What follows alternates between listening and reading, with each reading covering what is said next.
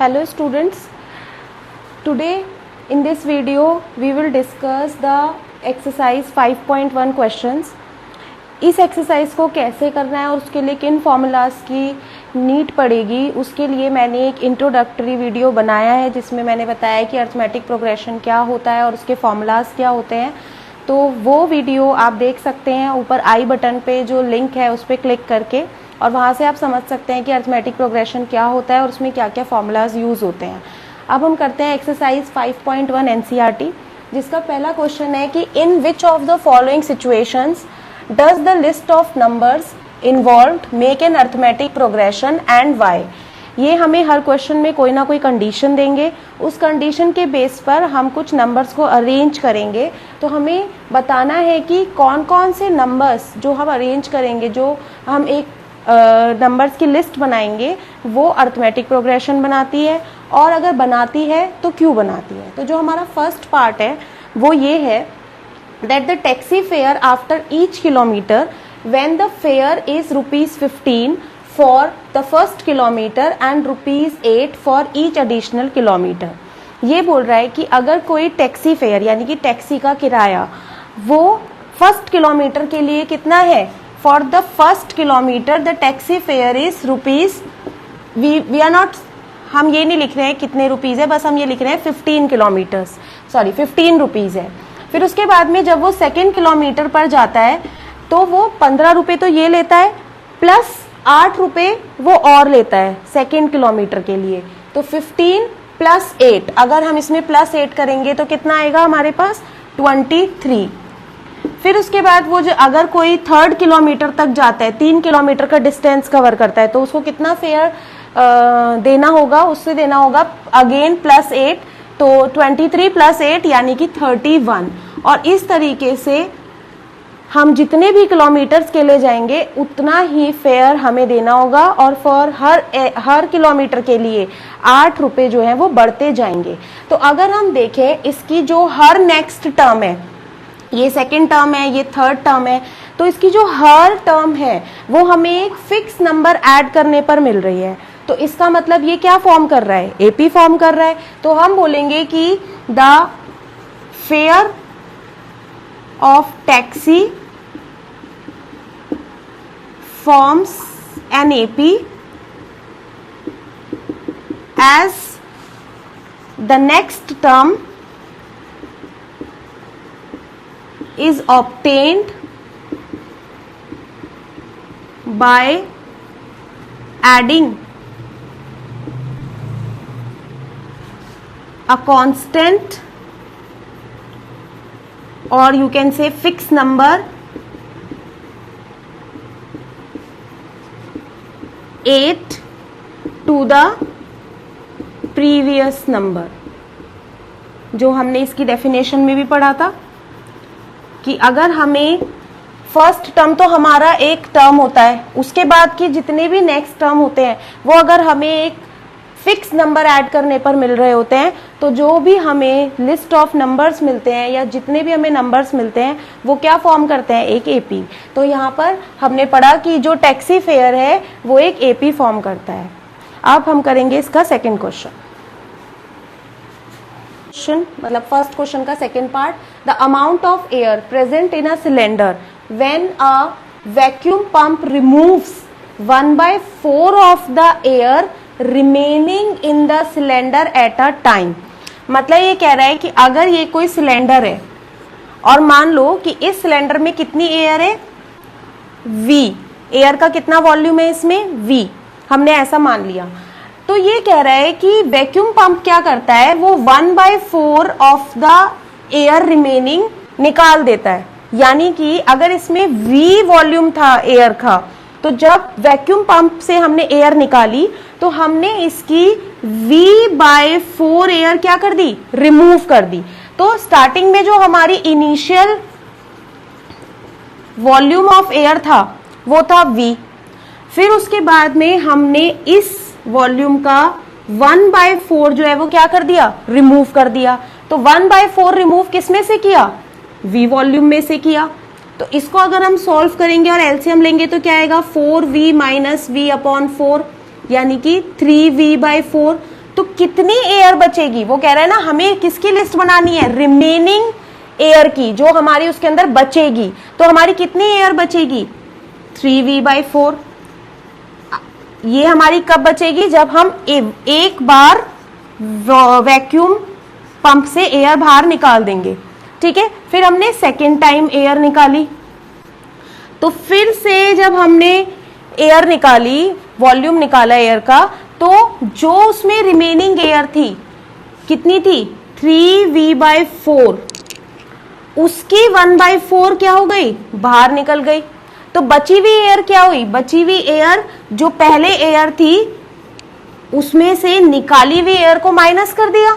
तो इसको सॉल्व करते हैं तो क्या आएगा, 3v/4 माइनस 4×4=16, यानी कि 3v/16। अब हमने यहाँ पर एलसीएम लिया तो एलसीएम कितना आएगा, 16, और 4 का होता है 16, तो ये हो जाएगा 4×3=12, v माइनस 3v, तो कितना बचा हमारे पास, 9v/16। अब जो हमारे पास वॉल्यूम ऑफ एयर बचा वो बचा 9v/16। तो इस तरीके से जो हमें लिस्ट मिली वो मिली v, सेकेंड टर्म मिली हमें 3v/4, और थर्ड टर्म हमें जो मिल रही है वो मिल रही है 9v/16। और इसी तरीके से हर बार जब हम वॉल्यूम एयर का निकालते जाएंगे तो हमें कुछ उसमें वॉल्यूम मिलेगा जिसकी हमें लिस्ट लिखनी है। तो अब हमें चेक करना है क्या ये एपी बनाती है या नहीं। तो इसके लिए मैंने क्या बताया था कि अगर ये एपी बनाती होगी तो इसका जो कॉमन डिफरेंस होगा, जो डिफरेंस होगा दो कॉन्सिक्यूटिव टर्म्स का, वो सेम होगा। जैसे कि ये हमारी क्या है, A1, ये हमारी क्या है, A2, और ये है हमारी A3।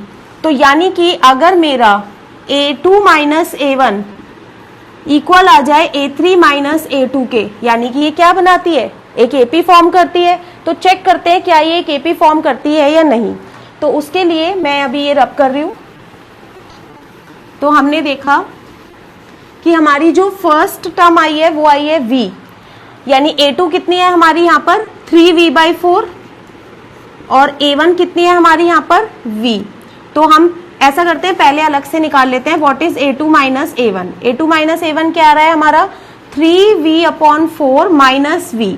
एलसीएम लेंगे तो क्या आएगा, 3v माइनस 4v/4, यानी कि माइनस v/4। ये हमारा आया A2 माइनस A1। अब हम चेक करते हैं कि हमारा A3 माइनस A2 क्या आ रहा है। A3 कितना है हमारा, 9v/16, और A2 कितना है हमारा, 3v/4। हमने एलसीएम लिया तो क्या आया हमारे पास, 9v माइनस 4×4=16 एंड 4×3=12v। तो ये आ रहा है माइनस 3v/16। और अगर आप देखो हमारा A2 माइनस A1 क्या है, माइनस 3v/4, और A3 माइनस A2 कितना आया है, माइनस 3v/4। यानी कि इससे पता चलता है कि A2 minus A1 is not equal to A3 minus A2। तो इसका मतलब ये जो हमारी रिमेनिंग एयर है ये एक एपी फॉर्म नहीं करती है। अब हम करते हैं इसका नेक्स्ट क्वेश्चन नंबर 3। वो क्या है, the cost of digging a well after every metre of digging when it costs ₹150 for the first meter and rises by ₹50 for each subsequent meters। Like ये क्या कह रहा है कि हमें एक वेल यानी एक गड्ढा खोदना है जिसमें अगर हम देखें कि जब सबसे पहला मीटर हमने निकाला तो उसके लिए जो कॉस्ट जाता है वो जाता है ₹150, और उसके बाद में ये है फॉर फर्स्ट मीटर। अगर उन्होंने 2 मीटर किया तो इसमें ऐड हो जाएंगे ₹50, यानी कि तब उन्हें कितने रुपीस मिलेंगे, ₹200। फिर उसके बाद में अगर हम इसे 3 मीटर तक खोदते हैं तो हमें फिर से प्लस ₹50 मिलेंगे, यानी कि ₹250। और इसी तरीके से हम जितने भी मीटर तक उस गड्ढे को खोदेंगे, डिग करेंगे, उतने ही रुपीस उसमें ऐड, उतने ही प्लस 50 उसमें होता जाएगा। तो अगर हम देखें, this list of number is also forming an AP. Why, ये भी एक एपी बना रही है, क्यों, क्योंकि इसमें भी जो नेक्स्ट टर्म मिल रहा है आपको वो एक कांस्टेंट टर्म को ऐड करके, एक फिक्स टर्म को ऐड करके मिल रहा है। तो हम लिख सकते हैं as the next term is obtained by adding a fixed term या एक fix number that is 50 to the previous term। ठीक है, और ये हमें बार बार क्यों बताना पड़ रहा है कि ये एक एपी है और वो क्यों है, क्योंकि क्वेश्चन में हमें पूछा था कि बताओ क्या ये अरिथमेटिक प्रोग्रेशन फॉर्म करता है एंड वाई। तो वाई का आंसर देने के लिए हम बार बार ये बता रहे हैं कि as the next term is obtained by adding a fix number 50 to the previous term. अब करते हैं इसका फोर्थ पार्ट। तो अब तक हम इसके 3 पार्ट्स कर चुके हैं, आई थिंक सो आपको सबको वो समझ में आए होंगे। अब हम इसका 4th पार्ट देखते हैं, जिसमें क्या कह रहा है, the amount of money in the account every year when ₹10,000 is deposited at compound interest 8% per annum। ये कह रहा है कि हर साल अकाउंट में कितने पैसे होंगे, कितना अमाउंट होगा अगर हम 10,000 रुपए पर कंपाउंड इंटरेस्ट लगाते हैं 8% पर एनम से। तो हम एक फॉर्मूला पढ़ते थे अमाउंट निकालने का, जिसमें कंपाउंड इंटरेस्ट लगता है, उसके लिए अमाउंट निकालने का एक फॉर्मूला होता था P1 + R/100 की पावर n, जहां P होता था हमारा प्रिंसिपल, यानी जितने रुपीस हमने उसमें डाले हैं जिस पर वो कंपाउंड इंटरेस्ट लगना स्टार्ट होगा। R क्या है हमारा rate, that is 8% per annum, और ईयर हम अकॉर्डिंगली लेते जाएंगे जिस भी ईयर की हम बात करेंगे। तो अगर मैं कहूं अमाउंट इन द अकाउंट, तो वो क्या होगा फॉर द फर्स्ट ईयर, सबसे पहले ईयर में वो होगा 10,000 1 + 8/100 की पावर 1। अगर हम इस फॉर्मूले में रखते हैं P की जगह 10,000 1 + 8/100 की पावर 1। फिर सेकेंड ईयर में, ये था फर्स्ट ईयर, सेकेंड ईयर में सिर्फ ये पावर क्या हो जाएगी 2, तो हमारे पास क्या होगा 10,000 1 + 8/100 की पावर 2। और फिर से थर्ड ईयर में पावर क्या हो जाएगी 3, 10,000 1 + 8/100 की पावर 3।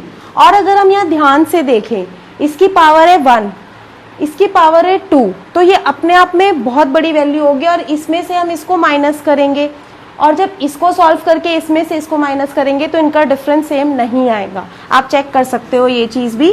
तो A2 - A1, क्योंकि ये हमारी क्या है सेकेंड टर्म, ये है फर्स्ट टर्म और ये है थर्ड टर्म, तो यहाँ पर A2 - A1 जो है वो इक्वल नहीं आएगा A3 - A2 के। तो इसका मतलब जो हमारा अकाउंट में अमाउंट है वो एक एपी नहीं फॉर्म करता है। तो this is not N AP,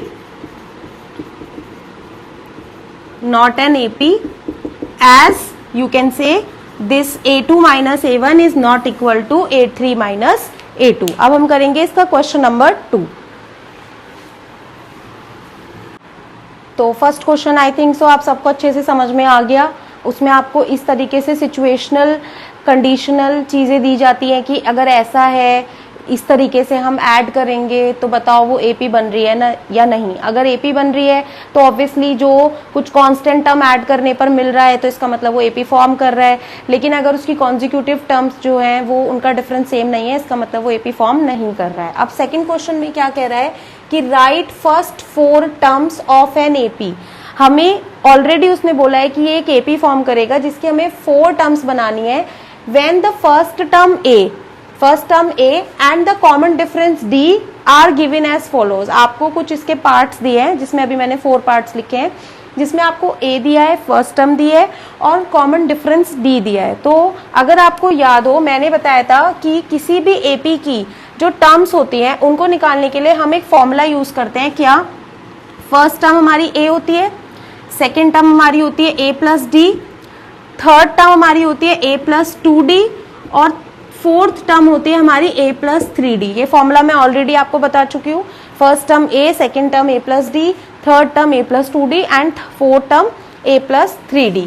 तो अगर हमारी फर्स्ट टर्म क्या हो गई 10, अब इस 10 में अगर मैं 10 ऐड कर दूंगी तो मुझे नेक्स्ट टर्म यानी कि फर्स्ट टर्म के बाद सेकेंड टर्म मिल जाएगी यानी कि 20, और अगर मैं इसमें फिर से 10 ऐड कर दूंगी तो मुझे क्या मिलेगा 30, और मैंने फिर से इसमें 10 ऐड किया तो मुझे क्या मिल गया 40, यानी कि ये मुझे इसकी क्या मिल गई consecutive 4 terms a plus D, a plus 2d, a plus 3d। अगर आप इसे उस फॉर्मूले से भी निकालते हो तो a आपका 10 है, अगर आप इसमें a प्लस डी लगाते हो यानी कि 10 प्लस 10 लगाओगे तो भी आपका आंसर क्या आएगा 20। फिर आपने इसमें अगर लगाया a प्लस 2d यानी कि 10 प्लस 2 इंटू 10 तो भी आपका आंसर क्या आएगा 20 प्लस 10 30, और यहाँ पर अगर आपने लगाया a प्लस 3d यानी कि 10 plus 3 into D that is 10 तो क्या आएगा 30 प्लस 10 दैट इज 40। तो आप इस तरीके से भी निकाल सकते हो, या फिर अभी क्योंकि हमारे लिए इजी है, हमें पता है और हमें कॉन्जिक्यूटिव टर्म से निकालने तो हमने डायरेक्ट ऐड करके भी निकाल दी। अब अगर हम इसकी नेक्स्ट टर्म पार्ट की बात करें तो उसमें हमें a दिया है -2, -2 में हमें क्या ऐड करना है 0, तो हमें आंसर क्या मिल रहा है -2 ओनली, क्योंकि हम किसी भी नंबर में 0 ऐड करते हैं तो आंसर वही आता है। तो हमें सेकेंड टर्म भी क्या मिली, इसकी फर्स्ट टर्म हमें मिली -2, सेकेंड टर्म भी हमें क्या मिल रही है -2। अब हम इसमें फिर से अगर 0 ऐड करेंगे तो भी हमें a3 क्या मिल रही है -2, और फिर से अगर मैं इसमें +0 ऐड करूंगी तो फोर्थ टर्म भी मुझे क्या मिल रही है -2। तो इसकी चारों टर्म क्या है -2 ही है। और जब मैंने इसका इंट्रोडक्शन समझाया था तो तब मैंने बताया था कि जो फिक्स नंबर है वो 0 भी हो सकता है। तो ये भी क्या है एक AP जिसकी हर टर्म क्या है -2, बिकॉज इसका कॉमन डिफरेंस क्या है 0। अब हम बात करते हैं थर्ड पार्ट की, जिसमें हमें a कितना दिया है 4 और कॉमन डिफरेंस कितना दिया है -3। तो इसको मैं फॉर्मूले से अगर बताती हूँ आपको ये वाला, तो a हमारा 4 होगा। अब हमें निकालना है, ये हमारी a1 है जो a ही होती है, यानी कि वो हमारा 4 हो गया। a2 क्या होता है हमारा a प्लस d, तो a कितना है हमारा 4 और प्लस d कितना है -3। तो सेकेंड टर्म क्या आएगी हमारी 4 - 3 यानी कि 1। ठीक है, अब हमने a3 निकाला तो a3 क्या होगा a प्लस 2d यानी कि 4 प्लस 2 इंटू -3 और 2 3 6 और प्लस माइनस, तो क्या आ गया 4 - 6 यानी आंसर कितना आ गया -2। अब हमने देखा हमारा a4 कितना आ रहा है a प्लस 3d यानी कि 4 प्लस 3 इंटू -3 यानी कि 3 3 9 और प्लस माइनस, तो क्या आ जाएगा 4 - 9 यानी आंसर कितना आ गया -5। तो जो हमें 4 टर्म्स मिले वो क्या मिले 4, 1, -2, -5, ये हमें इसके 4 टर्म्स मिल गए। तो आप इस तरीके से ऐड कर करके भी निकाल सकते हो या आप फॉर्मूला रख कर भी निकाल सकते हो। अब हमने नेक्स्ट देखा यहाँ पे इसका फोर्थ पार्ट, तो इसके फोर्थ पार्ट में अगेन हमने देखा कि हमारी a1 यानी कि a कितनी है -1। अब हमें क्या निकालना है a2, तो a2 क्या होती है a प्लस d, a कितना है हमारा -1, d कितना है हमारा 1/2। तो यहाँ हमें क्या लेना पड़ेगा एलसीएम लेंगे तो क्या आएगा -2 + 1/2 है ना। तो आंसर क्या आएगा हमारा -2 + 1 यानी -1/2। अब हमें निकालनी है इसकी a3 क्या होती है a प्लस 2d, तो a प्लस 2d, a कितना है हमारा -1 प्लस 2 इंटू डी कितना है हमारा 1/2। तो हमने यहाँ रखा 1/2, इस 2 से ये 2 कैंसिल हो गया तो हमें क्या बचा यहाँ पे क्या बचा 2 से 2 कैंसिल हुआ तो 1 बचा और -1, तो -1 + 1 तो आंसर इज 0। ये हो गई हमारी थर्ड टर्म। अब हम निकालेंगे इसकी फोर्थ टर्म, तो वो क्या होगी a प्लस 3d यानी कि -1 और 3 इंटू 1/2, तो ये कितना आएगा -1 और इसकी इसमें मल्टीप्लाई होगी तो क्या आ जाएगा +3/2। एलसीएम लेंगे तो क्या आ जाएगा -2 + 3/2। तो इसको सॉल्व करेंगे तो आंसर क्या आ रहा है हमारा 1/2। तो यहां से हमें क्या नंबर्स मिले, 4 नंबर्स या 4 टर्म्स क्या मिली हमें एपी की, वो हमें मिली है -1, -1/2, 0 एंड 1/2। ये 4 नंबर्स हमें इसके मिले हैं, 4 टर्म्स इसके हमें मिले हैं। अब इसका जो इसमें 2 मोर पार्ट्स हैं वो और कर लेते हैं। अब फर्स्ट क्वेश्चन का जो 5th पार्ट था वो रह गया है, उसको और कर लेते हैं। इसमें क्या कहा है, ए ये है और डी ये है, वही हमें 4 टर्म्स निकालनी है। तो मैंने क्या बताया था, फर्स्ट टर्म तो वही होगी हमारी ए, दैट इज -1.25। अब हमें निकालनी है इसकी सेकेंड टर्म। तो सेकेंड टर्म क्या होगी, A2, उसका फॉर्मूला होता है A प्लस डी। ए कितना है हमारा -1.25 और डी क्या है हमारा -0.25। तो माइनस प्लस माइनस, तो ये आ गया माइनस का 0.25 और माइनस माइनस क्या होते हैं, ऐड हो जाते हैं।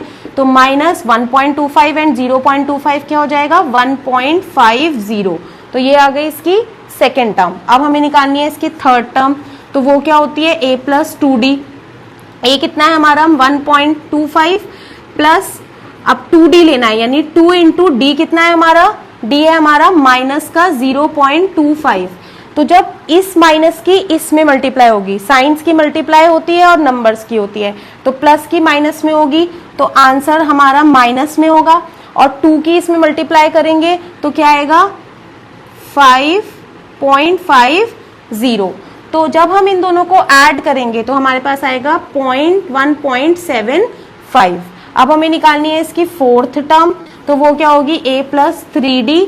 ए फिर से हमारा क्या है -1.25 प्लस 3 और डी कितना है हमारा -0.25। तो वही पॉजिटिव नेगेटिव नेगेटिव, तो क्या आ गया -1.25 नेगेटिव, और 3 की जब इसमें मल्टीप्लाई करेंगे तो हमें मिलेगा 0.75, और जब इन दोनों को हम ऐड करेंगे तो हमारा आंसर जाएगा 2.00। तो ये हमें इसकी 4 टर्म्स मिली है। क्या टर्म्स मिली है हमें इसकी 4? फर्स्ट टर्म आई है 1.25, second term -1.50, third term -1.75 and fourth term -2.00। तो ये हमें इसकी 4 टर्म्स मिली है। अब हम इसका करते हैं क्वेश्चन नंबर 3। अब है हमारा थर्ड क्वेश्चन, जिसमें कह रहा है फॉर द फॉलोइंग एपीज। ये सब हमें क्या दिए हैं, ऑलरेडी मेंशन्ड है कि ये सब क्या है, एपीज हैं, जिसमें write the first term and the common difference. Sorry, I forgot to write common difference. तो हमें क्या करना है, एक तो इनकी फर्स्ट टर्म बतानी है और हमें इनका कॉमन डिफरेंस बताना है। तो मैंने बताया था फर्स्ट टर्म सिंपल, जो भी सबसे पहले नंबर लिखा होता है वो हमारी फर्स्ट टर्म होती है। तो यहाँ पे हमारी फर्स्ट टर्म क्या है 3, और कॉमन डिफरेंस निकालने का, अगर ये खुद कह रहा है कि ये एक एपी है तो इसका मतलब जो इसका कॉमन डिफरेंस है वो इसकी कॉन्जिक्यूटिव टर्म्स का डिफरेंस होगा। यानी कि डी मैंने क्या बताया था, A2 minus A1 is equals to A3 minus A2 and so on, इस तरीके से बताया था। तो जरूरी नहीं है कि अब आप बहुत सारी टर्म्स का डिफरेंस निकाल के देखें। अगर आप सिर्फ एक A2 माइनस A1 निकालोगे, क्योंकि वो ऑलरेडी कह रहा है ये एपी है, तो वो हमें क्या दे देगा, इसका कॉमन डिफरेंस। तो फर्स्ट टर्म तो हमारी 3 आ गई नॉर्मल। अब इसकी जो सेकेंड टर्म है, ये तो हमारी है फर्स्ट टर्म और ये है हमारी सेकेंड टर्म। तो अगर मुझे इसका कॉमन डिफरेंस डी निकालना है तो वो क्या होगा, second term minus first term. तो सेकेंड टर्म क्या है हमारी 1 और फर्स्ट टर्म क्या है हमारी 3। तो द आंसर इज -2। तो इसका कॉमन डिफरेंस कितना आ गया -2, और इसकी फर्स्ट टर्म कितनी आ गई 3। अब हमें निकालना है इसका सेकेंड पार्ट। इसके सेकेंड पार्ट में अगेन फर्स्ट टर्म क्या लिखी है -5।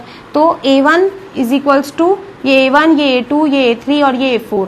तो A1 इज इक्वल्स टू ही क्या होगा A, दैट इज -5। ये तो क्लियर है। अब हमें निकालना है इसका कॉमन डिफरेंस D। तो वो क्या होगा A2 माइनस A1। A2 कितना है हमारा -1 और A1 कितना है हमारा -5। तो -5 और नेगेटिव नेगेटिव क्या होता है पॉजिटिव। तो क्या हो जाएगा आपके पास -1 + 5 और 5 - 1 इज इक्वल्स टू 4। तो इसका D कितना आ गया आपके पास 4। अब हम चेक करते हैं कि इसका फर्स्ट टर्म, थर्ड पार्ट का फर्स्ट टर्म क्या है और इसका कॉमन डिफरेंस क्या है। तो वही ये हमारी क्या है A1, ये A2, ये A3 और ये A4। तो A1 ही क्या होती है हमारी A, यानी कि फर्स्ट टर्म तो आ गई हमारी 1/3।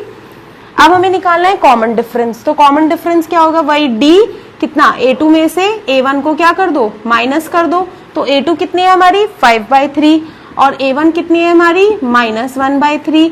तो अगर मैं यहाँ पर एलसीएम ले लूंगी तो एलसीएम कितना आएगा 3 और ऊपर आ जाएगा 5 माइनस 1, तो आंसर क्या आ गया आपका 4/3। तो इसका कॉमन डिफरेंस डी कितना आ गया 4/3।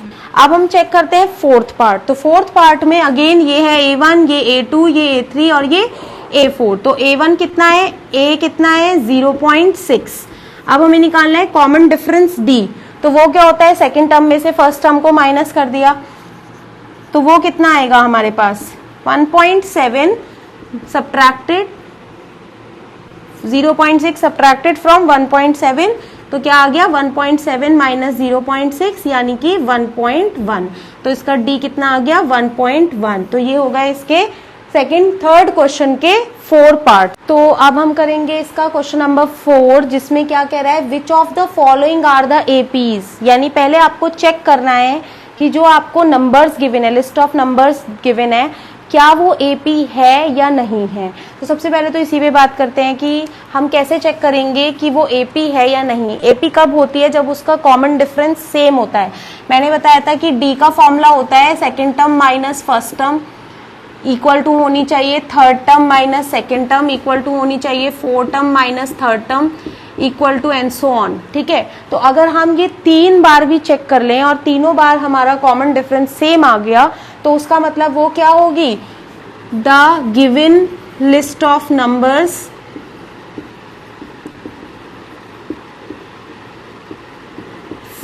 फॉर्म एन एपी, वो एक एपी बनाएगी। लेकिन अगर हमारा A2 minus A1 not equal to आ जाए A3 minus A2 not equal to आ जाए A4 माइनस A3 के, then the given numbers list of numbers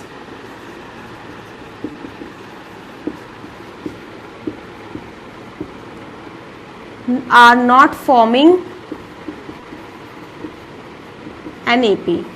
तो वो एपी नहीं बनाएगा। तो हमें बेसिकली, क्योंकि पहले ये चेक करना है कि जो हमें क्वेश्चन दिया है वो एपी है या नहीं। अगर वो एपी है, यस वो एपी है, तो हम आगे का काम करेंगे। लेकिन अगर वो एपी नहीं बना रही होगी तो हम वहीं छोड़ देंगे।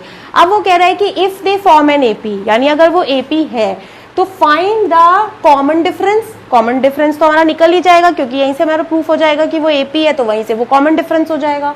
एंड राइट 3 मोर टर्म्स, यानी आपको जितनी भी टर्म्स दिए हैं, सपोज आपको 4 टर्म्स दिए हैं, तो आपको आगे की 3 और टर्म्स यानी कि 5th टर्म, 6th टर्म और 7th टर्म फाइंड करनी है। तो करते हैं इसके पार्ट्स।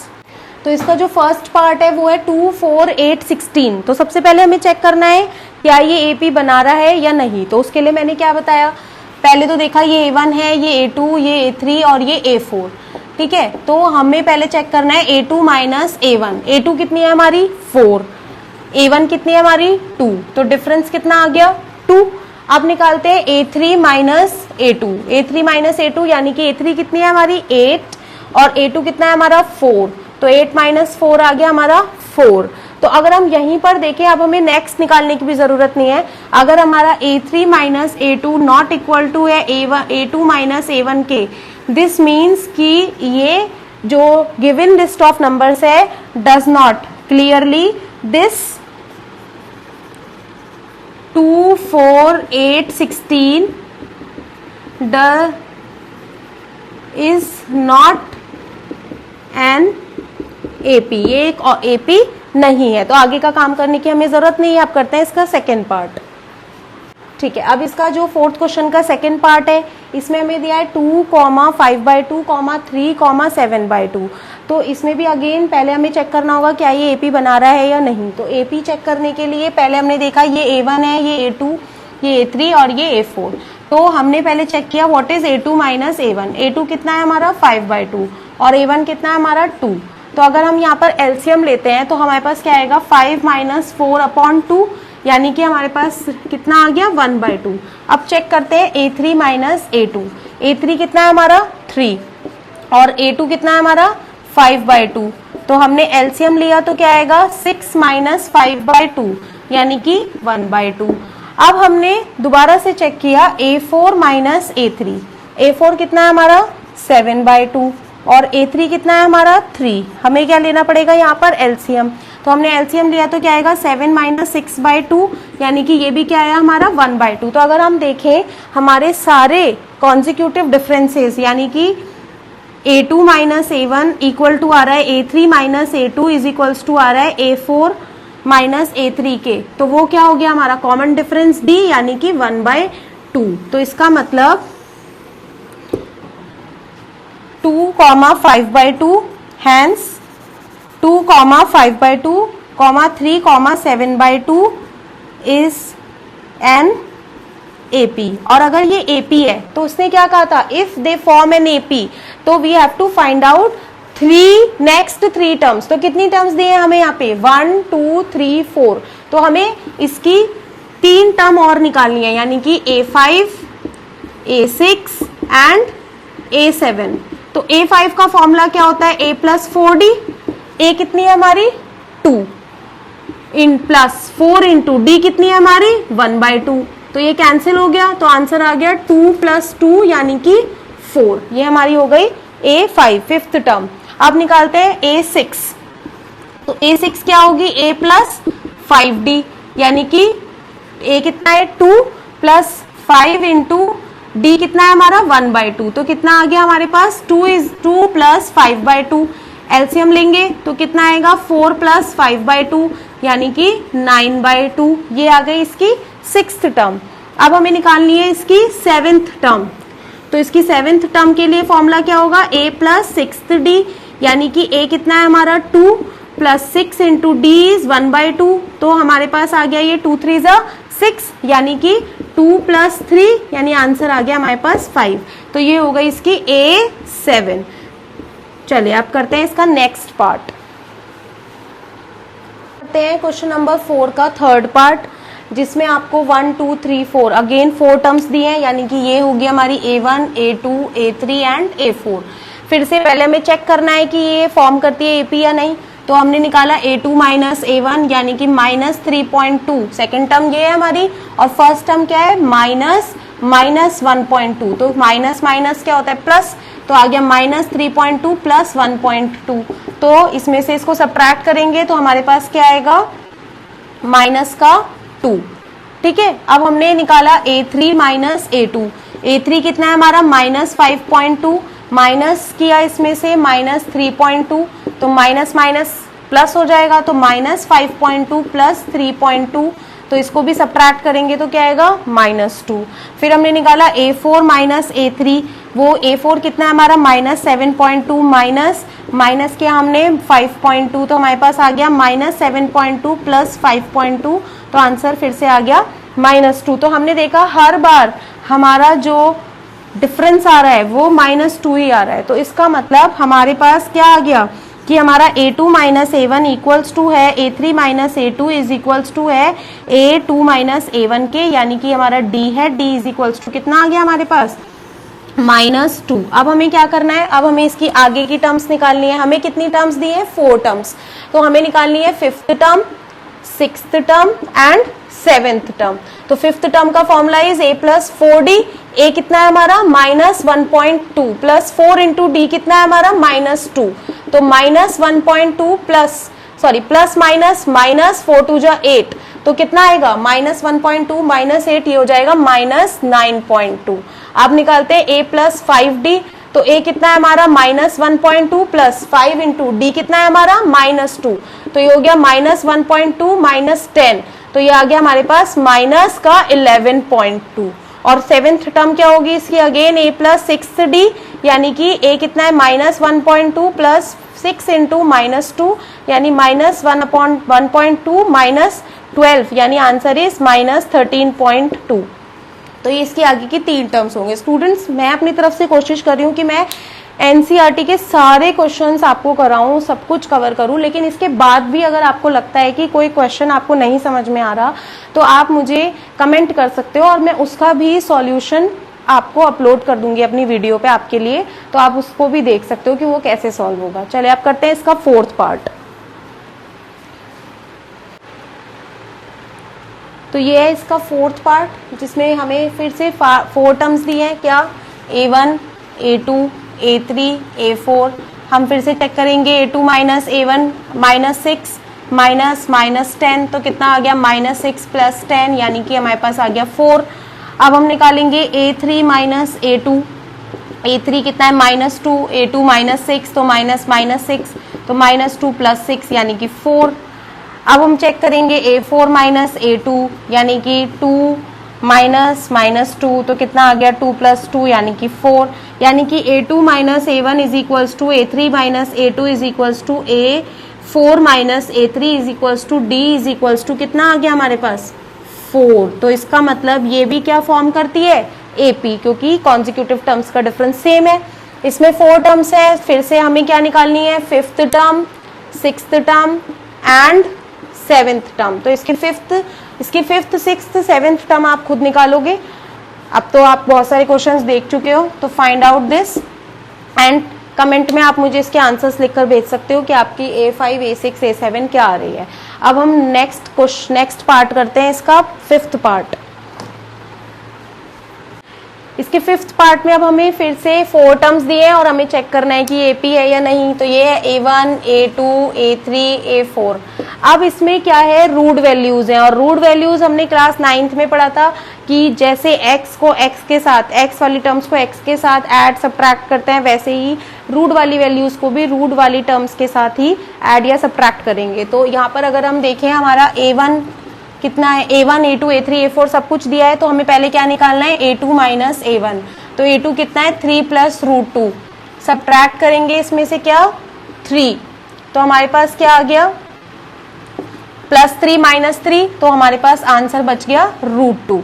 फिर उसके बाद में नेक्स्ट है हमारे पास A3 - A2। A3 कितना है हमारा 3 + 2√2, और इसमें से सब्ट्रैक्ट करेंगे 3 + √2। जब ये माइनस अंदर जाएगा तो साइन चेंज हो जाएंगे सारे, यानी 3 + 2√2 -3 - √2 हो जाएगा। तो 3 इस वाले 3 के साथ सॉल्व होगा, तो ये दोनों तो कैंसिल हो गए। और 2√2 यानी कि 2√2 में से √2 को माइनस करेंगे, जैसे 2x में से x को माइनस करते हैं तो x आता है, वैसे ही 2√2 में से √2 को माइनस करेंगे तो आंसर क्या आएगा √2। अब हमने निकाला A4 - A3। A4 कितना है हमारा 3 + 3√2, माइनस किया इसमें से 3 + 2√2। तो जब हमने 3 + 3√2 सब्ट्रैक्ट किया तो यहाँ क्या आएगा 3 - 2√2। तो अगेन ये 3 तो कैंसिल हो गया, पॉजिटिव नेगेटिव, 3√2 - 2√2 3x - 2x, तो क्या आ गया x यानी कि √2। तो तीनों बार हमारा वैल्यू √2 ही आया, यानी कि A2 - A1 = A3 - A2 = A4 - A3 = D कितना आ गया √2। तो अब हमें इसकी आगे की टर्म्स निकालनी है। कितनी टर्म्स दी है 4 टर्म्स, तो हमें निकालनी है A5 A6 एंड A7। तो A5 क्या होगी A + 4D, A कितना है हमारा 3 और 4 और D कितना है हमारा √2। तो बस इसका आंसर तो ऐसे ही मिल गया। अब हमें निकालना है A + 5D, तो वो क्या होगा 3 + 5 √2, और A + 6D, तो वो क्या होगा 3 + 6 √2। अब करते हैं इसका नेक्स्ट पार्ट 6th पार्ट। इसका जो 6th पार्ट है उसमें हमें ये 4 टर्म्स दिए हैं, जिसमें A1 है हमारा 0.2, A2 0.22, 0.222 एंड 4th टर्म है 0.2222। तो हमने सबसे पहले निकाला A2 - A1। A2 कितना है 0.22, इसमें से सब्ट्रैक्ट किया हमने 0.2। तो जब हम 0.22 में से 0.2 को सब्ट्रैक्ट करेंगे तो हमें मिलेगा 0.02। अब हमने निकाला A3 - A2। तो A3 कितना है 0.222 और इसमें से सब्ट्रैक्ट किया 0.22, तो आंसर मिलेगा हमें 0.002। अगर आप देखो तो यही दोनों सेम नहीं है, A3 - A2 is not equal to A2 - A1, तो this is hence 0.2, 0.22, 0.222, 0.2222 is not an AP। चलो अब करते हैं इसका नेक्स्ट पार्ट। इसका जो 7th पार्ट है उसमें दिया है 0 - 4 - 8 - 12, और ये क्वेश्चन भी उन्हीं सारे क्वेश्चंस की तरह होगा जैसे मैं अब तक इसके 6 पार्ट्स करा चुकी हूँ। तो ये वाला क्वेश्चन आप खुद ट्राई करें, और अगर नहीं होता है तो मुझे कमेंट बॉक्स में आप डाल सकते हैं, मैं इसका सॉल्यूशन बता दूंगी। अब मैं इसके बाद नेक्स्ट वाला क्वेश्चन करा रही हूँ, इसका 8th पार्ट, जिसमें हमें A1 दी है, A2 A3 एंड A4। जो हमारी a1 है वो कितनी है -1/2, सॉरी ये तो लिखने की जरूरत नहीं, हमें निकालना है a2 - a1, तो क्या होगा -1/2 माइनस -1/2, यानी -1/2 + 1/2, तो हमारे पास क्या आ गया 0। फिर हमने निकाला a3 - a2 यानी -1/2, a3 भी यही है a2 भी यही है, तो -1/2, तो ये भी क्या हो गया -1/2 + 1/2, यानी आंसर आ गया आपके पास 0। फिर हमने निकाला a4 - a3, तो वो भी हमारा 0 ही आएगा क्योंकि सेम टर्म्स है, तो यानी कि हर बार हमारा कॉमन डिफरेंस क्या आ रहा है d 0, तो इसका मतलब ये भी क्या है hence it is an AP। और अगर ये AP है तो इसकी नेक्स्ट 3 टर्म्स फाइंड करने की भी जरूरत नहीं है क्योंकि कॉमन डिफरेंस 0 है, तो नेक्स्ट 3 टर्म्स यानी कि a5, a6 और a7 भी क्या होगी हमारी -1/2, -1/2, -1/2, और इसके हम कितनी भी इनफाइनाइटली मैनी टर्म्स भी निकालेंगे तो सारी टर्म्स क्या होंगी इसकी -1/2, क्योंकि इसका कॉमन डिफरेंस क्या है 0। अब इसका नेक्स्ट क्वेश्चन करते हैं। इसका 9th पार्ट है वो आप खुद करोगे, डू योरसेल्फ। अगर इसमें कोई प्रॉब्लम आती है तो आप मुझसे पूछ सकते हो कमेंट बॉक्स में। फिर है इसका 10th पार्ट। 10th पार्ट में ये हमारी a1, a2, a3, a4 है, तो सबसे पहले हमने निकाला a2 - a1, तो वो क्या होगा 2a - a यानी कि a। फिर हमने निकाला a3 - a2, तो वो होगा 3a - 2a यानी कि a। और फिर हमने निकाला a4 - a3, तो वो भी क्या होगा 4a - 3a, यानी कि हमारा a2 - a1 equals to a3 - a2 is equals to a4 - a3 आ रहा है, which is equals to a, यानी हमारा कॉमन डिफरेंस एक a है।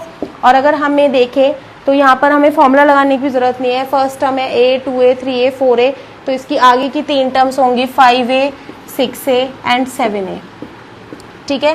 तो इस तरीके से हमने इसके आगे की 3 टर्म्स निकाल दी। अब इसका नेक्स्ट पार्ट है इसका 11th पार्ट। 11th पार्ट में ये है हमारी a1, a2, a3, a4, तो a2 - a1 करेंगे तो हमारे पास क्या आएगा a² - a। अगर मैं इसको सिंप्लीफाई करूंगी तो ये आएगा a -1। अगर मैं निकालती हूँ a3 - a2 यानी कि क्या आएगा a³ - a², तो इसमें से अगर हम a कॉमन भी ले लें तो अंदर बचेगा a² बाहर आएगा और a -1 बचेगा, तो यहाँ a² है और यहाँ a है, इसका मतलब ये दोनों सेम नहीं है, तो इसका मतलब a2 - a1 is not equal to a3 - a2, इसका मतलब it is not an AP। अब जो हमारा नेक्स्ट है 12th, इसमें हमें √2, √8, √18, √32 दिया है, तो इसको थोड़ा सा पहले सिंप्लीफाई कर लेते हैं इसकी टर्म्स को। अगर हमें टर्म सिंप्लीफाइड फॉर्म में नहीं दी होते हैं तो पहले हम थोड़ा सा उनको सिंप्लीफाई कर लेते हैं। जैसे कि ये √2 है तो √2 ही रहेगा, बट √8 जो होता है वो क्या होता है 2 × 2 × 2, तो इसमें से 2 का एक पेयर बाहर आ सकता है 2 बन के, तो हम क्या लिख सकते हैं इसे 2√2। ऐसे ही √18 को हम लिख सकते हैं 3 × 3 × 2, तो इसमें से भी 3 बाहर आ जाएगा तो ये हो जाएगा 3√2। ऐसे ही हम √32 को क्या लिख सकते हैं 2 × 2 × 2 × 2 × 2, तो 1 2 और 2 2 बाहर आ सकते हैं, यानी कि 4 बाहर आ सकता है, तो 4√2। अब आप देख सकते हो कुछ देखने में भी पता लग रहा है √2, 2√2, 3√2, 4√2, तो अब ये इजीली समझ में आ रहा है। तो यही इसकी a1 है, a2, a3, a4। अब मैं अगर a2 - a1 निकालती हूँ तो क्या आएगा 2√2 - √2 यानी कि √2।